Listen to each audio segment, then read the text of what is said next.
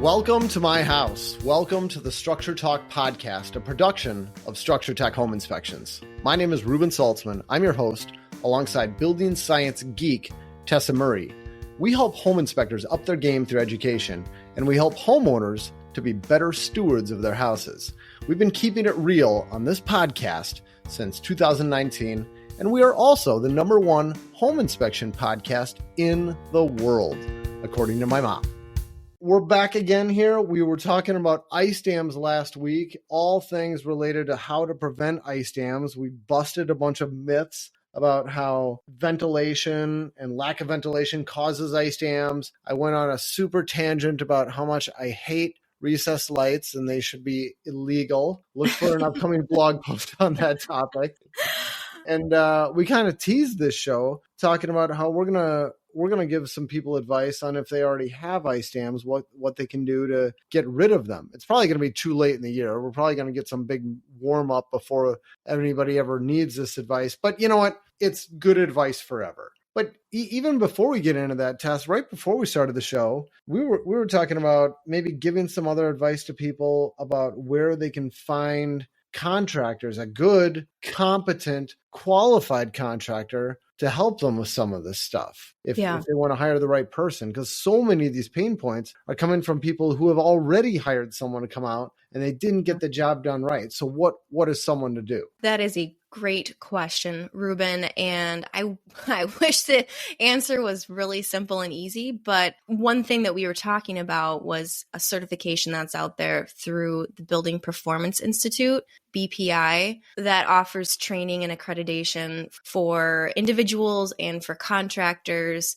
that has to do with basically like building performance. And there's lots of different certifications, and I have not stayed up to date with what they all are, but you can go to BPI's website, Building Performance Institute's website, and do a search for contractors or professionals who have that certification. And I think it's a good place to start. Anyone that has been through that training, has that certification, should be educated enough to understand what causes ice dams and how to fix them. Now, they may not be the actual contractor who does the air sealing and insulation work, but I would think that they would be able to help you find someone who could. I think a lot of these BPI certified professionals are equipped to do the diagnostic testing work, like blower door tests, scans with an infrared camera. They can come in and evaluate where the air leaks are happening and how they're happening and give you some good guidance and hopefully connect you with a contractor who knows what they're doing to help do the actual work. Yeah. Good advice. Thank you, Tess. And we'll put a link to that website. It's locate.bpi.org. We'll put a link to that in our show notes as well. Yeah.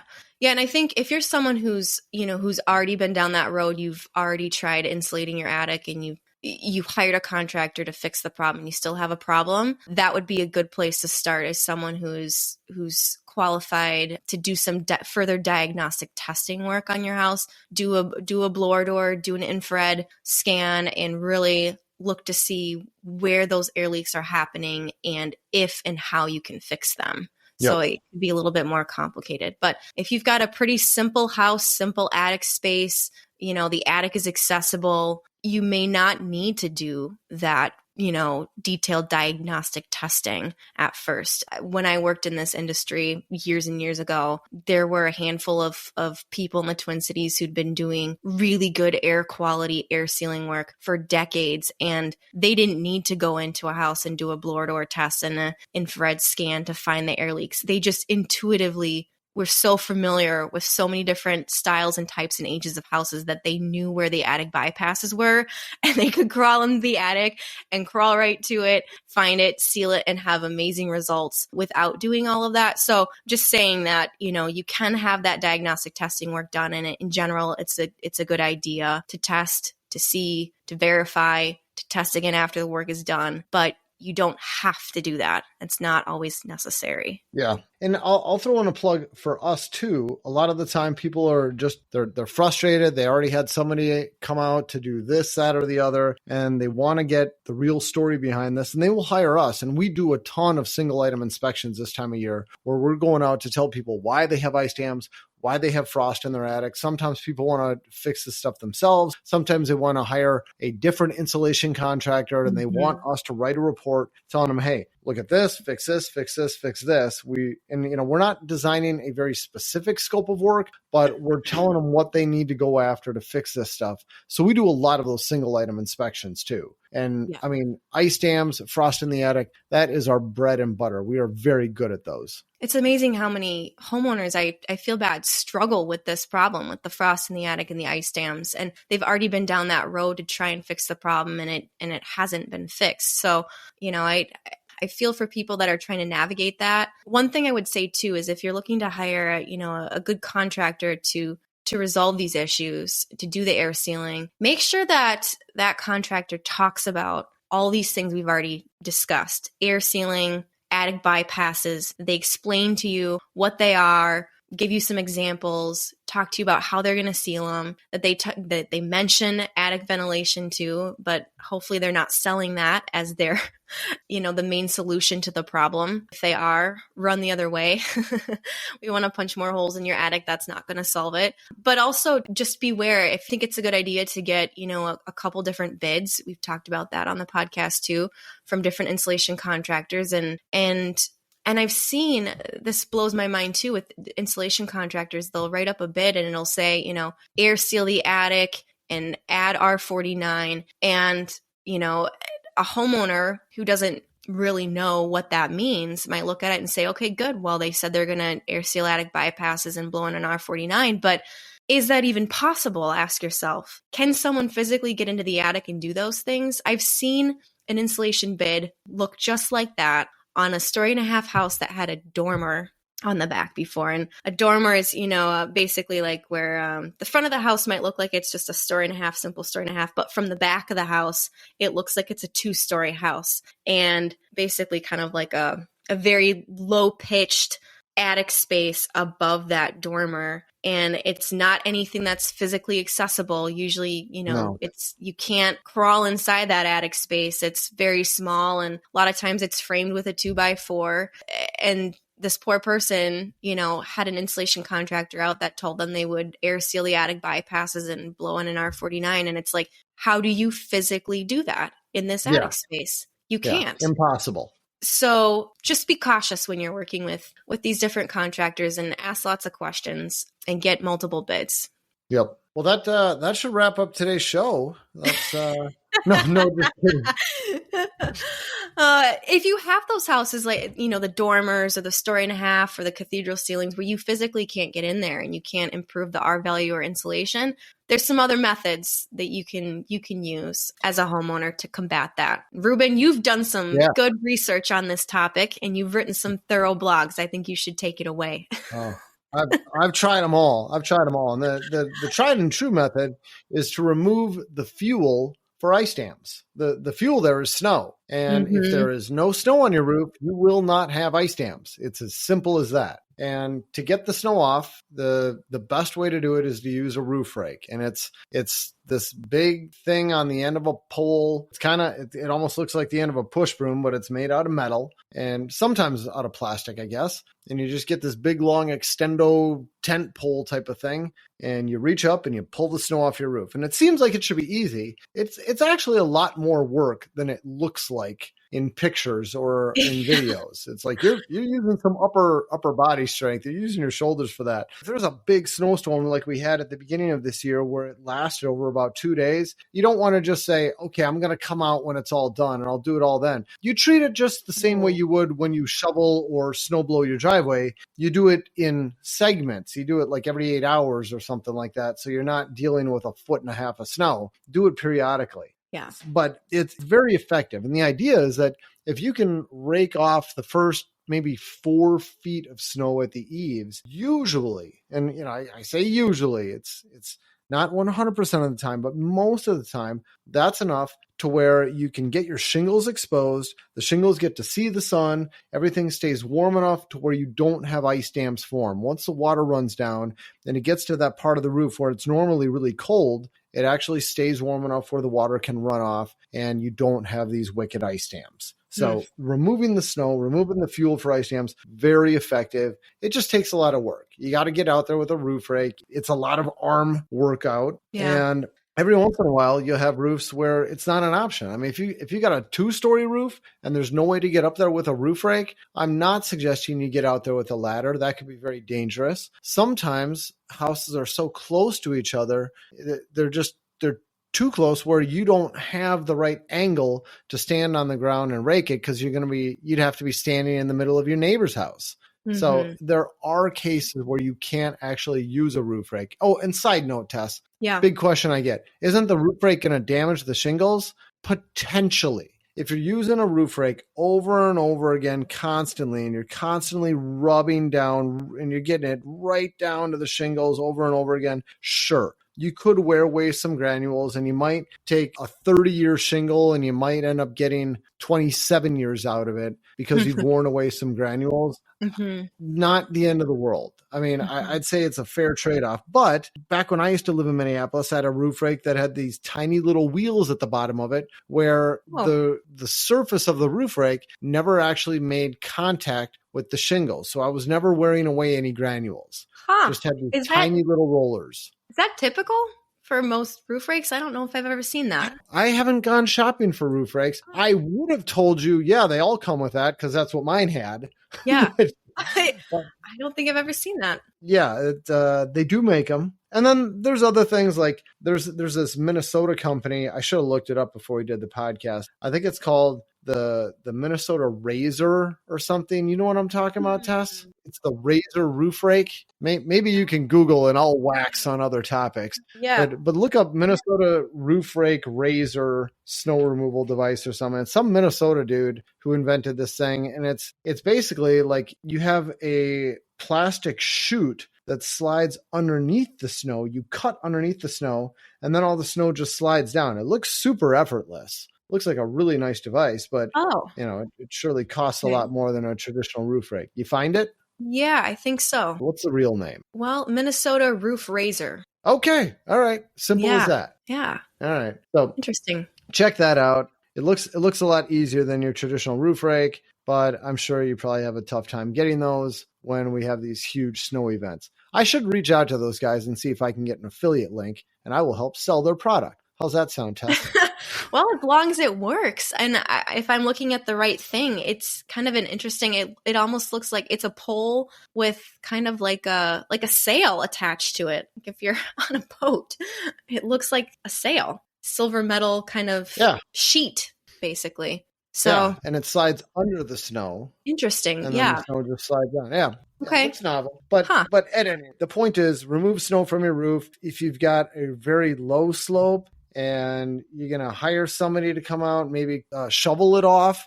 Just make sure they're using plastic shovels that are going to be less damaging to your shingles. But that is another tactic. If you get some huge dumps of snow, there are snow removal companies out there. I mean, one of our favorite many-time podcast guests is Steve Cool. He's got a bunch of different companies, but one of his companies is the Ice Dam Company. I mean, what a great name.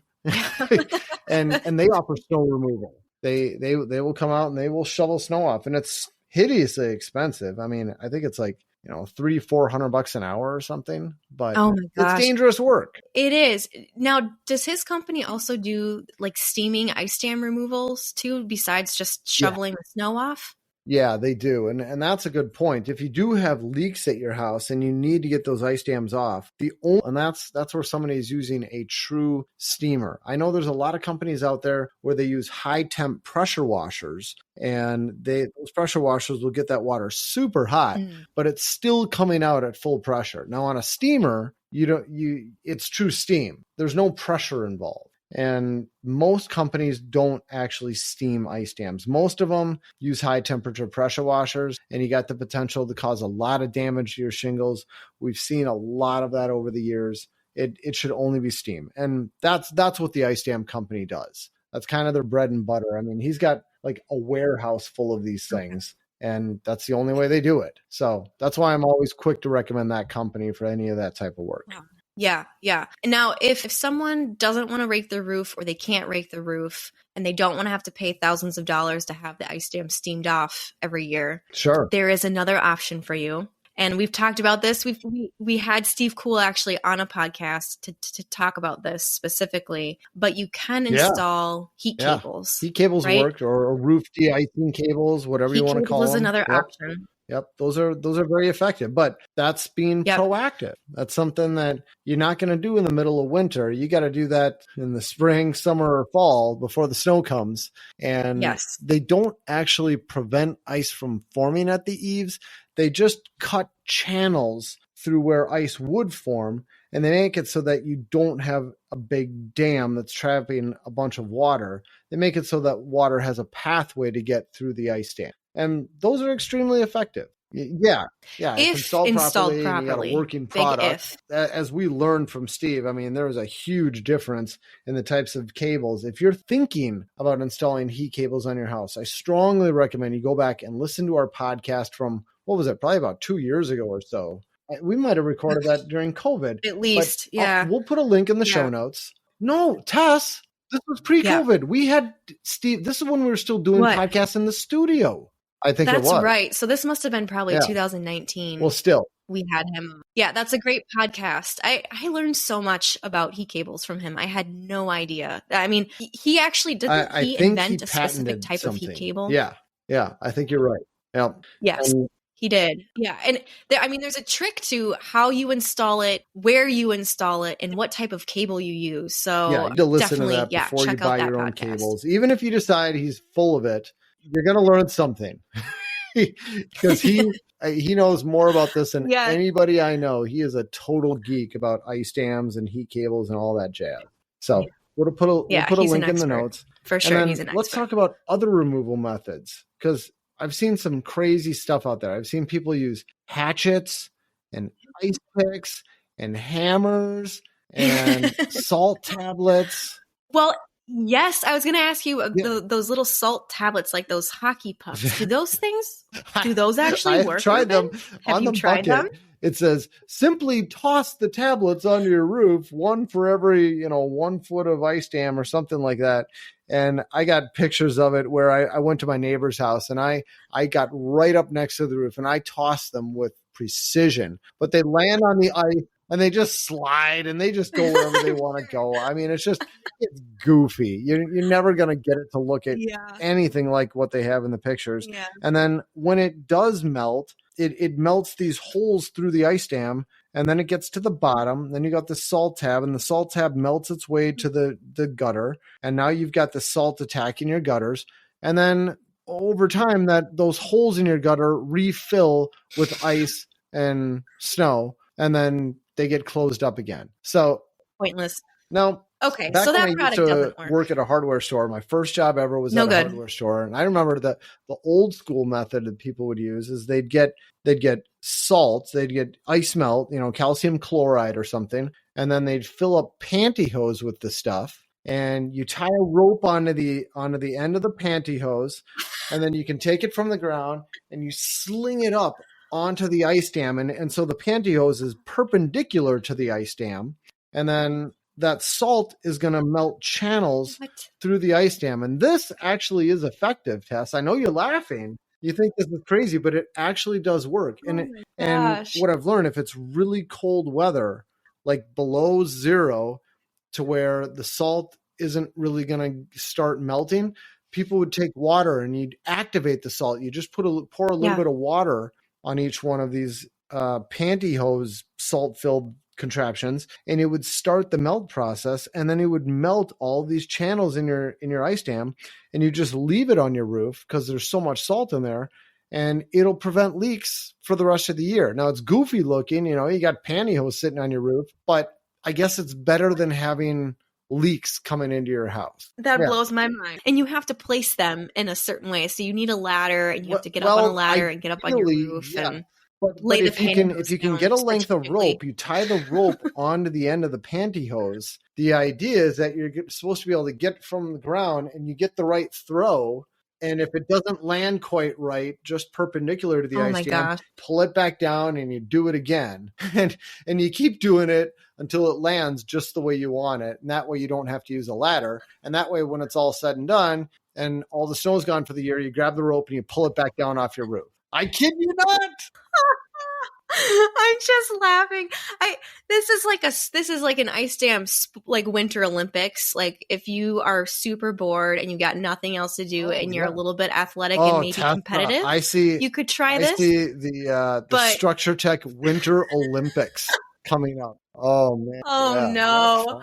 Oh my gosh. Yep. All right. Make sure you record that if you decide to do it. That will be very entertaining to watch.